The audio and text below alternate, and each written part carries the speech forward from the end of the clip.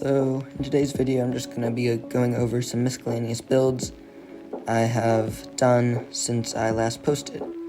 So what I'm working on right now is just kind of a luggage tag for my trumpet case for school.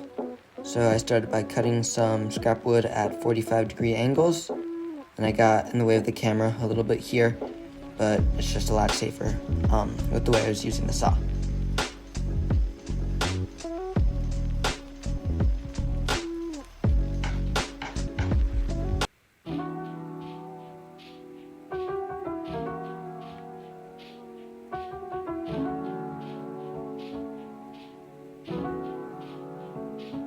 Then I wanted to experiment with charring wood because I've never done anything with burnt wood before. So I just used a blowtorch to blacken the wood.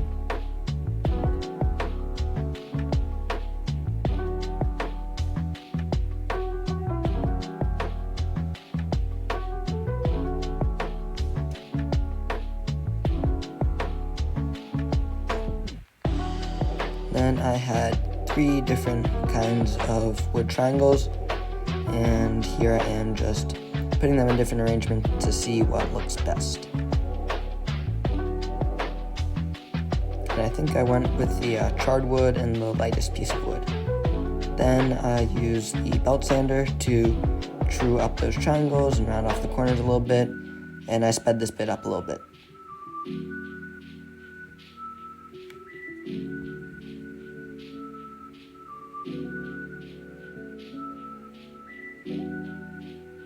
And then this is the glue up. I used like 5 or 6 clamps here. And I don't actually have a photo of the finished project. So moving on, I made a little outdoor table. So I cut some scrap wood at multiple different angles, and then I glued it up. I don't have any footage of that. And from there, I clamped them in the Craig jig and drilled angular pocket holes, as they're called, for screws.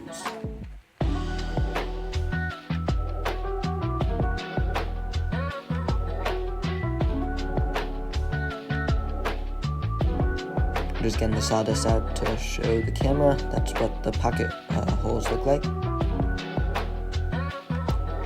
And this is the glue up, and I used 16 screws and 8 L brackets. And this is the finished product with the outdoor chairs that my dad made. And I made another push dagger. This one was a gift for my karate instructor who was retiring. So this is the final product, and I also made a wooden box with some flocking in it. That's the green stuff. And then to make the box, I used a piece of insulation foam, and I cut out the shape of the knife.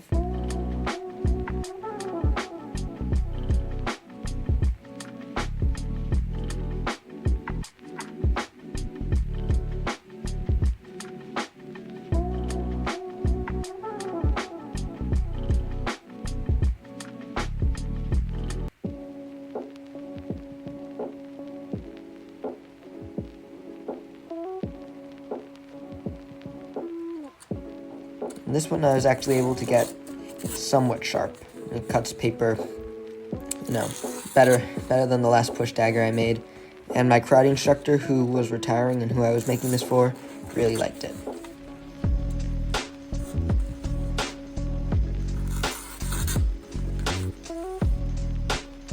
Then with my industrial technology or shop class teacher, who I have an independent study with this year, we made these custom fit cabinets for the school. So they fit right in those nooks. They're made out of oak plywood, stained, and these were a really big project, but they turned out really, really good. And this was another big project. I did this last year.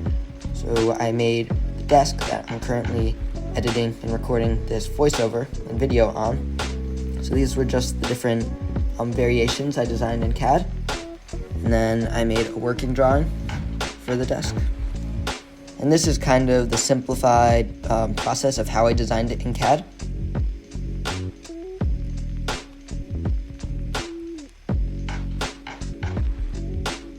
And then I welded the legs together. I cut them at 45-degree angles, and then welded them together.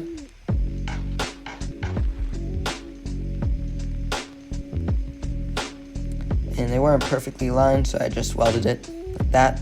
Then I ground down all the welds, which took a while.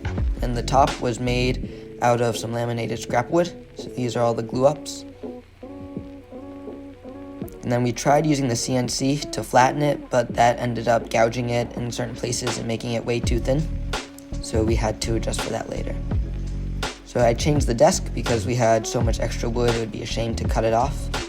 And then I sanded it for a while, and we used spar urethane to put the top coat on. Then I got a blue ribbon at a district IT competition. Then more recently I made this exotic wood frame out of bocote, purple heart, and leopard wood. And this is the photo that it is framing, the drawing. Then I carved a Snoopy for that same teacher, Mr. Barton, because he was getting some surgery and going on medical leave. So it started off with the block of wood similar to the one you just saw. And then I cut it out, and I made the ears and the all the other little bits. So the ears and the feet and the nose are African blackwood, the arms are Paduke, and the actual body is laminate of maple and cherry. And this is just some process of how I did the eyes. So I took a top-down photo, drew it out, and then when I had one I liked, I copied it onto the Snoopy in pencil, carved it out with the Dremel, and then used some wood markers to color the eyes black. And this is my most recent project. This is an Arduino project. So I have 2 infrared sensors, and they're going to be spaced about a foot apart. And the reason I'm making this is because our cat likes to eat our dog's food.